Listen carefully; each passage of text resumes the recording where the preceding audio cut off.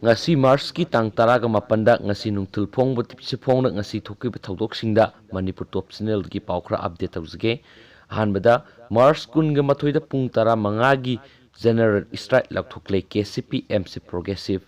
Manipur gi BJP lengak na kanglai puwari gi mami samhanaba silakpagi mayokta yaningdaba phungdokpaga loinana tha asigi sachet kunga mathogi ayuk pung taruk tagi numidang pung nipan phawba pung tara mangagi general strike chatharagani haina KCP MC Progressive ki serol amana hairi Kanglaipa Communist Party Military Council Progressive KCP MC Progressive ki Information and Publicity Secretary Maikhomba Maitaina Thadorokpa serol amana hai Party asina laukthokliba general strike asina piriba nungi oiba wanthok kaya singlamdam asigi hai singlaba miyamna inkhalakliba naharol kayada sugaina khanganba mathau tai amadi general strike asina ana layengsang print and electronic media da asi anagi thodok wathokti konsiloi miyamgi khulaukta ba haitraba laisema sana jawba Maharashpu Kanglaipak Manipur gi iningthau haiba phamdol asidagi communist miyamna singtharagani makpu kanglai ningthau ama oina sakhangbagi mathau tadre Miyamgi oiba thabak thorom amatada laisema sana jabobu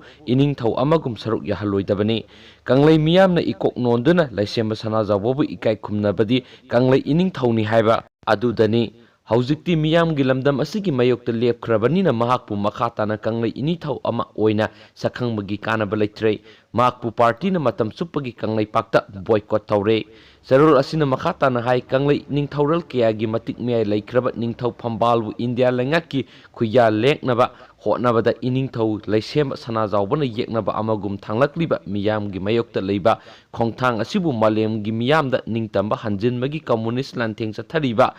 Yawolup KCP MC Progressive na kanglai miyam go loinana saugate sarol asina hai loinana ikai khangda achumba saknaba hotnabada Manipur gi BJP lengak na Manipur Police Department da insinduna yeknabagi saklon laukraba laisema sana jawbagi mayukta PNW gi kholaw kya miyam khangna launa bo hotnabada athingba kya thamduna kanglai human right violation chatharakpa kaya sing asi asingmagi khudam nate tangai phadana BJP lengak na Rajya Sabha gi MP mire puthokningai leitabadagi laisema sana jawbobu mirep oihanbada thoidokpa akaiba miyamda leite adubu laisema sana jawbuna masana khangna ningthau phamdol thadoklamda makhai baligi hameng amana mangakan mugum kansinduna airibasida Manipur gi BJP lengakna tumina laisilabadi kanglai paki ningthau phamdol yonthoknaba hotnabada ifong phongna yawre haibasimadi chumlagani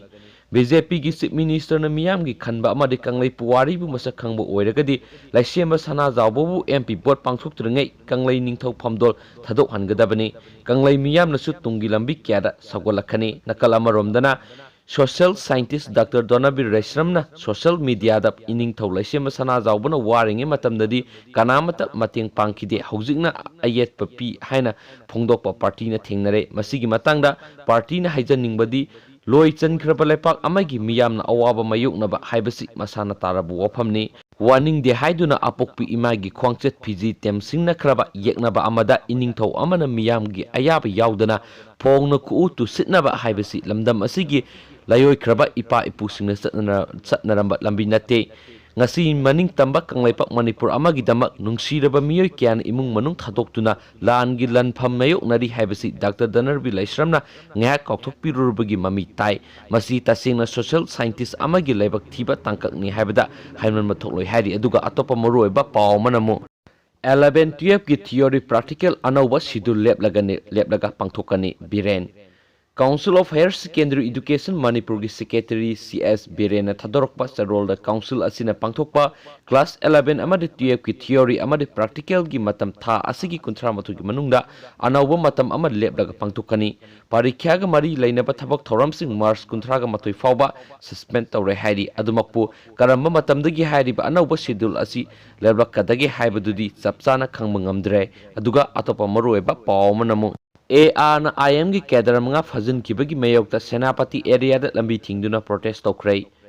ngarang ayuk pung 13 tabda kunthraga mari suba Assam Rifles na Maram Battalion NSN IM gi kedar mga fazin kibagi thawongbu yaningdaba phungloktuna ngasi Senapati area da district asigi tongan ba organization kyana yaningdaba phungloktuna lambi thingbagi khongjang sangsingkrai ngasi ayuktagi hauna miyam tholaktuna Senapati gi mafam kharada lambi da tiar mai thaduna miyamna lambi thingduna lambi mayai da phamjinduna protest tokhi